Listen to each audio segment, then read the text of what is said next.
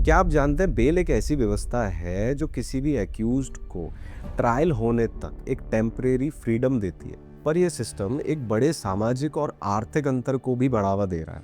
आज हम bell system की हर छोटी बड़ी चीज पर बात करेंगे और ये देखेंगे कि इसका असर भारत के प्रिजम्पशन ऑफ इनोसेंस के प्रिंसिपल पर कैसे पड़ रहा है। सुप्रीम कोर्ट ने state of Rajasthan versus Balchand के केस में एक बहुत ही स्पष्ट बात कही थी और बहुत ही एक फेमस कोट किया था कि bail is the rule and jail is the exception. मतलब एक एक्यूज्ड को ट्रायल होने से पहले जेल भेजना एक अंतिम विकल्प होना चाहिए। संजय चंद्रा वर्सेस सीबीआई के केस में भी ये सेम ही चीज कही थी कि बेल का मकसद पनिशमेंट करना नहीं है, बल्कि ये सुनिश्चित करना है कि एक्यूज्ड राइट टाइम पर कोर्ट के सामने प्रेजेंट हो जाए।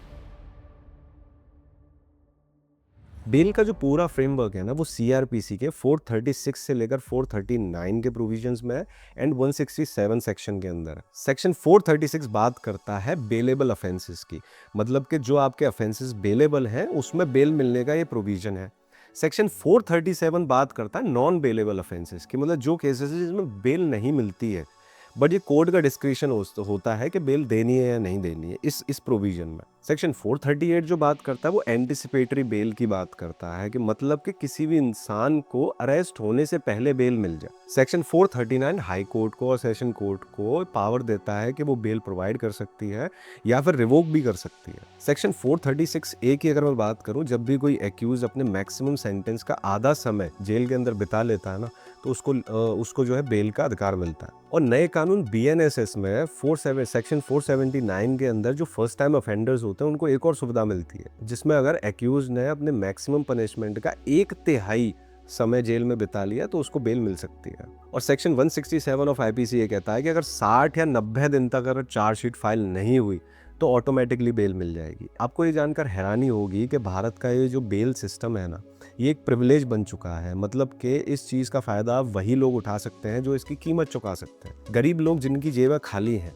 वो जेल में सड़ते हैं इसलिए कि भाई वो कोर्ट का जो बेल बॉन्ड है या बेल अमाउंट है उसको पे नहीं कर पाते। क्या ये सिस्टम गरीबी को एक और सजा बना देता है? नए कानून बीएनएस सेक्शन 479(2) के अकॉर्डिंग अगर किसी भी एक्यूज्ड पे एक से ज़्यादा केस पेंडिंग तो उसे बेल नहीं मिल सकती। इनोसेंट अंटिल प्रूवन गिल्टी एक फंडामेंटल प्रिंसिपल है जो भारत के कॉन्स्टिट्यूशन का हिस्सा है। K S Puttuswamy versus Union of India के अकॉर्डिंग पर्सनल लिबर्टी एक फंडामेंटल राइट है जो बिना किसी वजह के छीनी नहीं जा सकती। पर असल में क्या हो रहा है, गरीब लोग हैं जो बेल को अफोर्ड नहीं कर सकते, वो सालों साल जेल में सड़ते रहते हैं। ऐसे बहुत सारे केसेस हैं जिसमें जो एक्यूज्ड है बिना किसी कन्विक्शन के जेल में पड़ा रहता है, तो ये भी एक उसके लिए पनिशमेंट ही बन जाती है। आपने बरेली का केस सुना होगा, मैंने पिछली वीडियो में उसका जिक्र किया था कि 4 साल बंदे ने रेप के चार्ज में, फेक रेप चार्ज में गुजारे थे। जब तक कि ट्रायल खत्म हुई थी उसकी 4 साल हो चुकी थी उसे कोर्ट में, तो उसे तो अपने आप में एक पनिशमेंट हो गई, वो तो उसके फेवर में एक जजमेंट आ गया, लेकिन 4 साल की पनिशमेंट तो हो गई ना। और कई बार जुडिशियल डिस्क्रिशन का भी मिसयूज होता है कि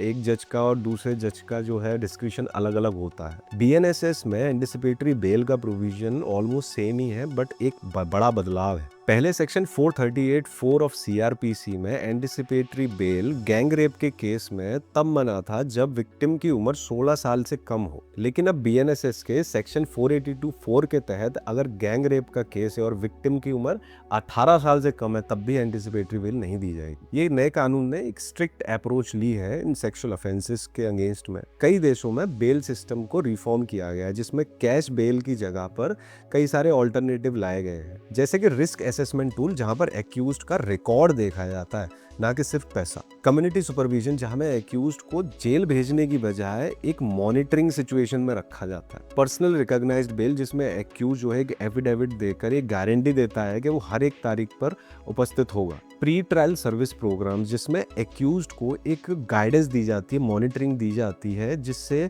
वो बेल के दौरान ना कोई नए क्राइम में इन्वॉल्व ना हो। बीएनएसएस के नए प्रोविजंस के अनुसार जेल सुपरिटेंडेंट की भी रिस्पॉन्सिबिलिटी बढ़ा दी गई है। अब उन्हें जो है रिटन एप्लीकेशन देनी होगी एक्यूज लोगों को जिन्होंने एक तिहाई या आधा समय बिता लिया है जेल में अपनी मैक्सिमम पनिशमेंट का, कि बेल की कार्रवाई शुरू हो सके, जिससे जेलों की भीड़ भी कम हो सकेगी और ऑल ओवर सिस्टम भी ठीक होगा। देखो, जो बेल है ना, वो एक अधिकार है, कोई एक सुविधा नहीं है।